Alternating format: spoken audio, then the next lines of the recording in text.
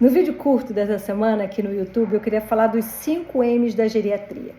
A gente fala dos 7 gigantes. Desses 7 gigantes, a gente tem os 3 Ds, que é a demência, a depressão e o delírio.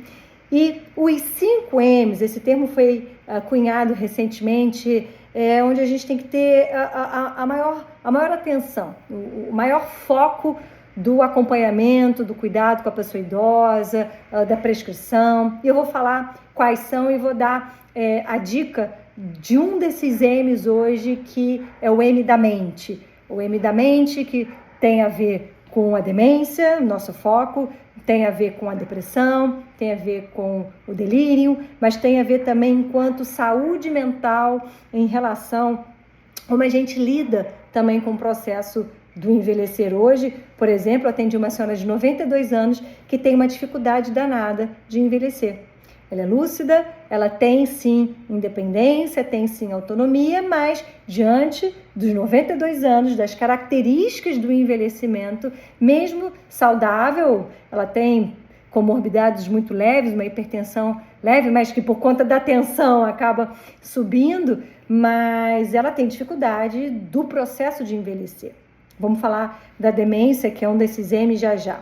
O outro M é da multicomorbidade. Então, é comum na pessoa idosa, e eu falei recente, agora, de uma de 92 anos que é lúcida, mas tem uma hipertensão leve, uma dor de joelho. Então, é comum na pessoa idosa ter várias doenças ao mesmo tempo. E eu posso ter um câncer com uma demência e uma pressão alta e um diabetes. Eu posso ter uma doença de Parkinson com câncer, com um declínio cognitivo leve.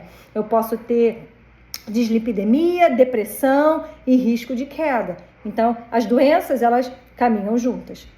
O terceiro M é de medicação. A polifarmácia é um grave problema na pessoa idosa. É claro que as medicações, quando adequadas, a gente precisa prescrever. Então, saber prescrever da mesma forma que saber desprescrever, isso também faz uma diferença muito grande. O quarto M é da mobilidade.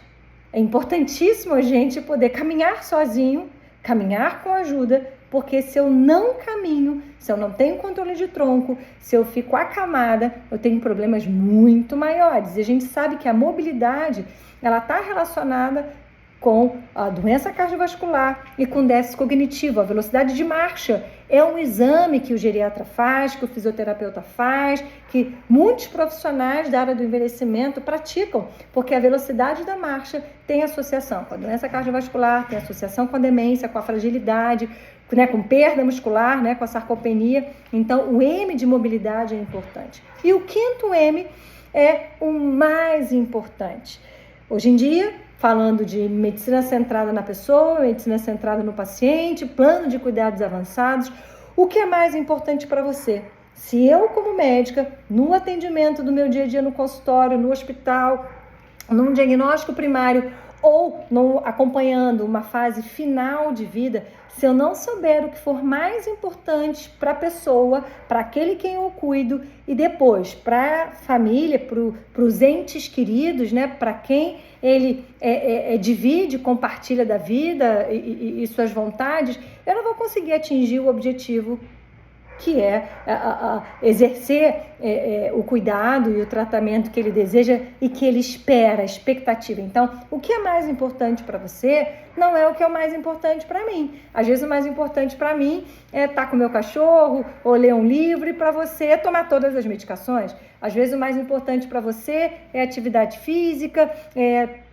trabalhando, de uma forma com a família, com os amigos, com a sua religião, e o mais importante para o seu esposo é jogar o futebol, é tomar uma cervejinha, ver televisão, ver séries. Então, eu quis colocar até esse mais importante, mais ou menos diferente da pessoa idosa, para vocês entenderem que o mais importante é de fora íntimo. Não somos nós que vamos decidir o que é mais importante. Então, eu preciso perguntar. Se é uma relação de confiança, eu preciso perguntar. E aí eu volto para o primeiro M, que é o M de mente, em que a gente fala do delírio, em que a gente fala da depressão e principalmente quando a gente fala da demência. A demência primária, secundária, potencialmente reversível. Eu venho conversando isso também lá no Instagram. É muito importante que a gente faça o diagnóstico precoce de uma síndrome demencial, que a gente esclareça o que é possível ser feito, tratamento medicamentoso, tratamento com ações de uma equipe multiprofissional, porque é uma longa trajetória de doença, né? Um longo acompanhamento. Por isso a Oficina Folie, porque a gente sabe que cada etapa tem as suas peculiaridades. A fase inicial, que é a fase leve, em que a gente tem uma negação, tem uma dificuldade para entender que aquilo realmente é uma doença. Ah, não, é um esquecimento, bobagem, não, ele está muito ansioso, não, ele está muito triste, não, isso é depressão. Pode sim ser uma depressão e a gente vai saber diferenciar com o tempo fazendo o tratamento. Agora, se definitivamente não foi, se a gente empurra esse diagnóstico, numa fase mais avançada, a gente deixou, o que a gente chama de custo de oportunidade. A gente deixou de começar a trabalhar um plano de cuidados que no final, o mais importante para esse paciente, talvez a gente não saiba. Porque numa fase leve, em que eu tenho maior período de lucidez, quando eu vou conseguir conversar e gerar um plano de cuidados, né? Uma estratégia de cuidados a longo tempo com ele e tentando inserir a família nisso para que respeite o final de vida. E eu estou falando, inclusive, a respeito dos cuidados paliativos, né? Como gostaria de ser tratado e receber ao fim da vida, principalmente numa fase avançada.